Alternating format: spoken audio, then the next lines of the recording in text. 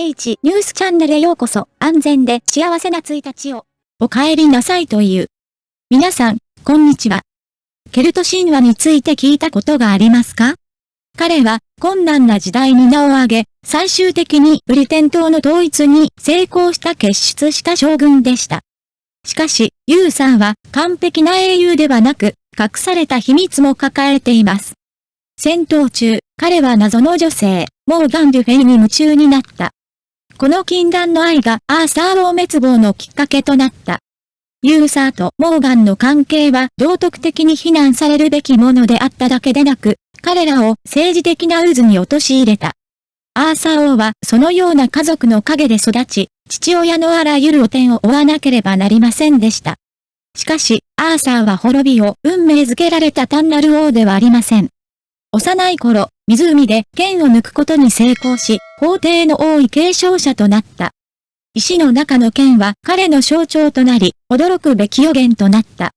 アーサー王は正義と秩序を兼ね備えた理想の王国を設立しようとしました。しかし、運命はアーサーにとって優しくありませんでした。彼が最も信頼していた騎士ランスロットは彼を裏切り、グイネビア女王と関係を持った。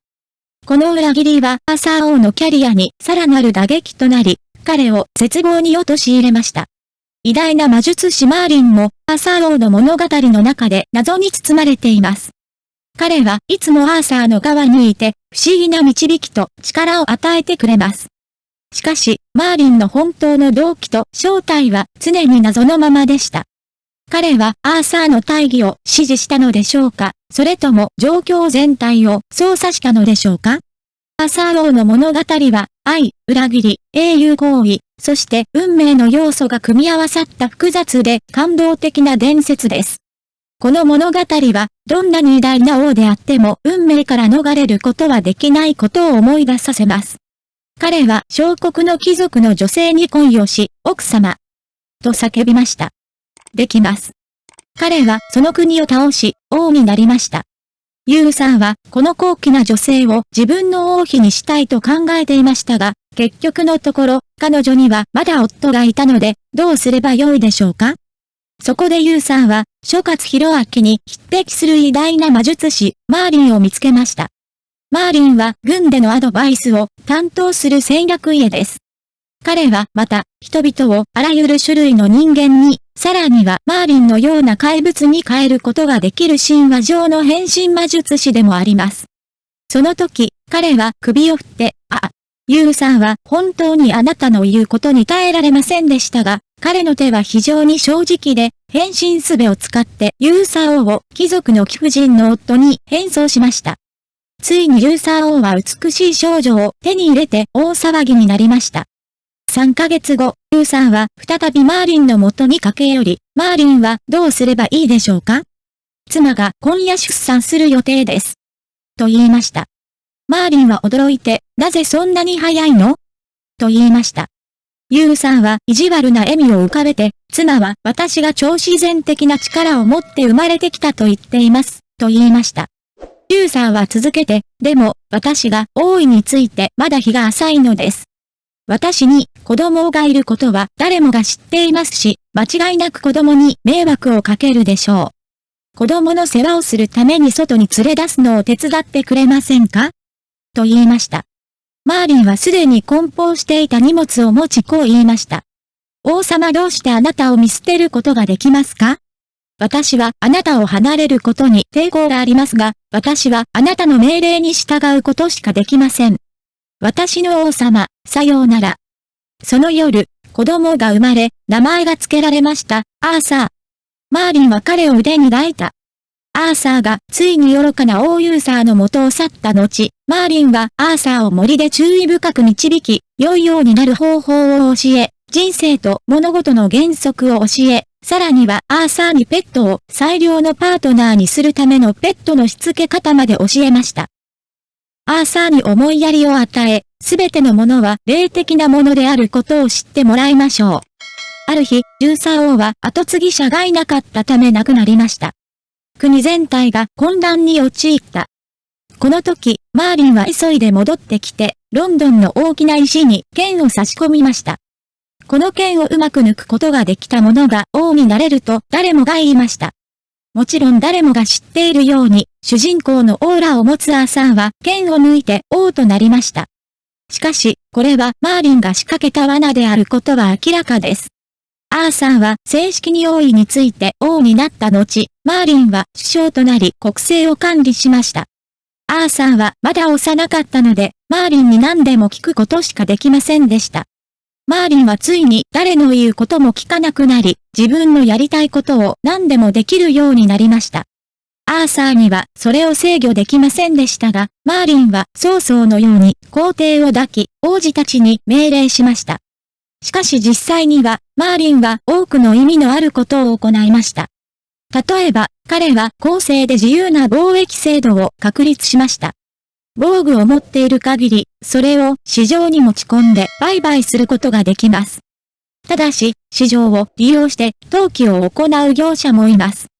オリジナルの299ヘルメットは、文化創造という3つの単語が追加されたという理由だけで2999まで宣伝されましたが、少なくとも市場全体が非常に透明になりました。商人や資材販売業者は簡単に売買できます。これは現代のゲームでは不可能でしょう。だって、最近のゲームではトレードシステムを磨いてインゴットを与えたりしても全く自由がありません。マーリンも報奨金制度を設けました。冒頭で、当時は本当に混沌としていたと言いました。人々の装備を盗む泥棒がどこにでもいました。泥棒は私たちがゲームをしていた頃の泥棒とよく似ています。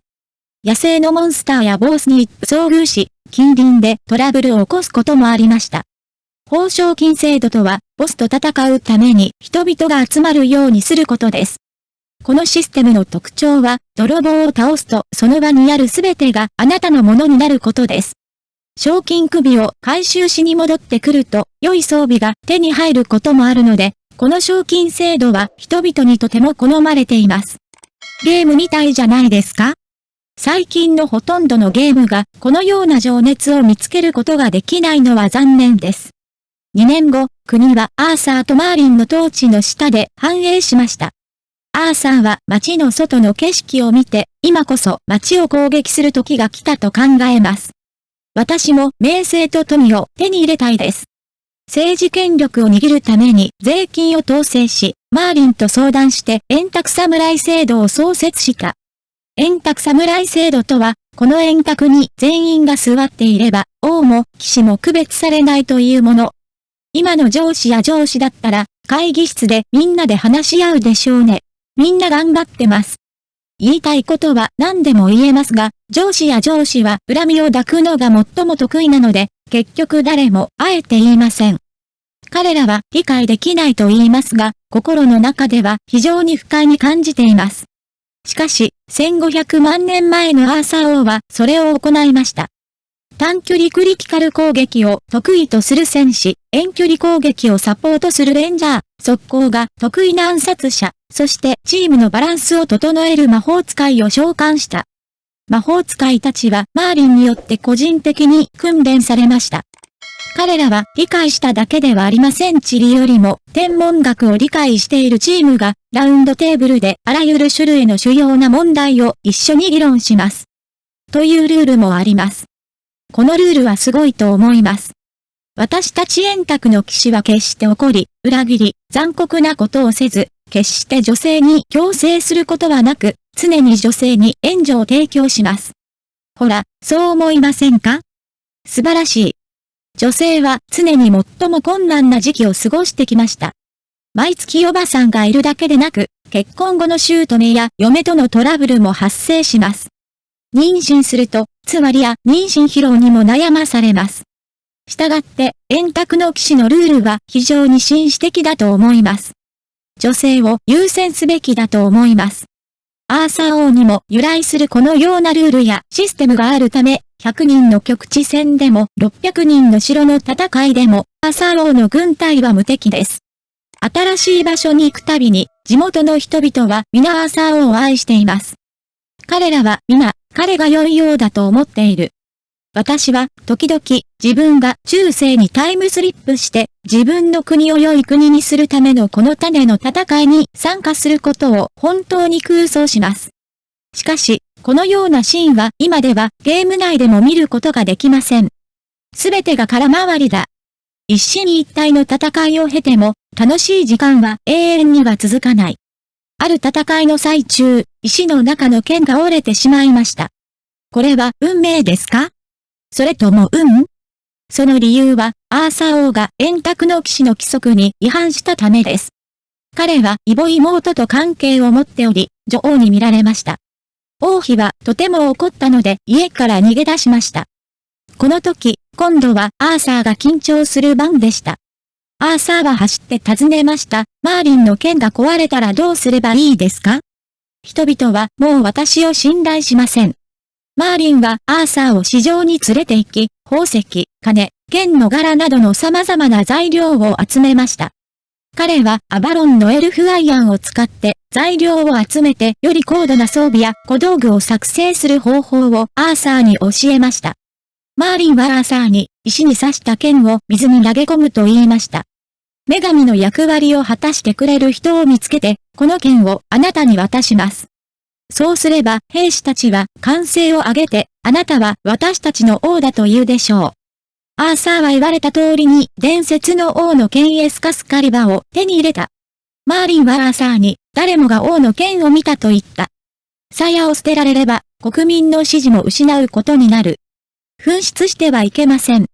アーサーは剣を持って喜んで家に帰り、自分が定めた円卓の騎士の順位を眺めた。ランキング、円卓の騎士のランキングは、あなたの強さに基づいてランキングを決定します。それは学校の成績に基づいて私たちがランク付けされるのと少し似ています。ランキングは単なる強さや栄光以上のものを表します。試合を見終えて部屋に戻ったアーサーは、自分が円卓の騎士のランキングにランクインしていることを知る。リストの中で最も強い人物であるランスロットは実際に部屋から出てきました。彼が部屋に駆け込むと、服を着ずに横たわっている女王の姿が見えました。アーサーは激怒してランスロットを連れ戻すよう命じたが、やはりランスロットは円卓の騎士最強だった。彼は簡単に人を殺しますすべての暗殺者を殺害し、円卓の騎士の一団を連れ去った。彼は英国を離れ、自分の王になるためにフランクへ行きました。通常、ゲームをプレイするとき、人々はこんな感じです。少し野心がある人なら誰でも間違いなくそれを組織します。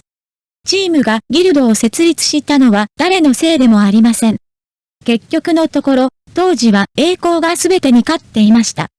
しかし結局のところ、アーサー王は彼の父親ではありませんでした。ジューサー王が寝取られるはずがない。彼はまた、私が超自然的な力を持って生まれたので、私と妹の間に生まれた近親相関の息子、モードを指名したとも言いました。レッドはエージェントとなり、寝取られの復讐のためランスロットへ遠征した。しかし、近親相関の息子モードレッドはイギリスを離れるとすぐに王位を簒奪してロンドンを占領したと発表した。彼は偽りの王となった。この時点でアーサー王はモードを攻撃するために英国に戻ることしかできませんでした。アーサー王は鞘を取り出し、最も信頼する部下に渡しました。彼は城の下でモードレッドと戦い始めた。しかし当時、どんな信頼も長続きしませんでした。部下はその鞘をアーサー王の異母妹に手渡した。妹はみんなの前で鞘を湖の底に投げ込みました。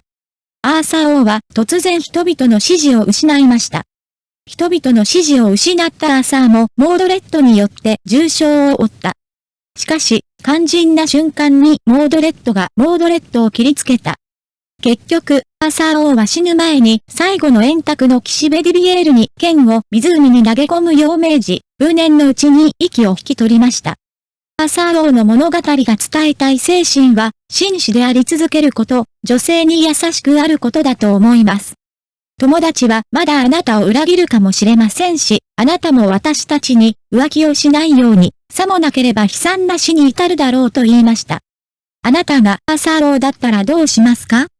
現代ではこれらのことは不可能なので、想像するのは難しいかもしれません。しかし、最新ゲームは韓国で100万ダウンロードを突破した。キングダム2話の1のオープン PVP ワールドがあります。本物を体験したい場合は、モンスターを殺し、宝物を散布し、人々を殺し、装備を強奪し、装備を販売し、終わりのない復讐にルールはありません。ルールなし、パワーだけの殺人 MMO キングダムをお見逃しなく。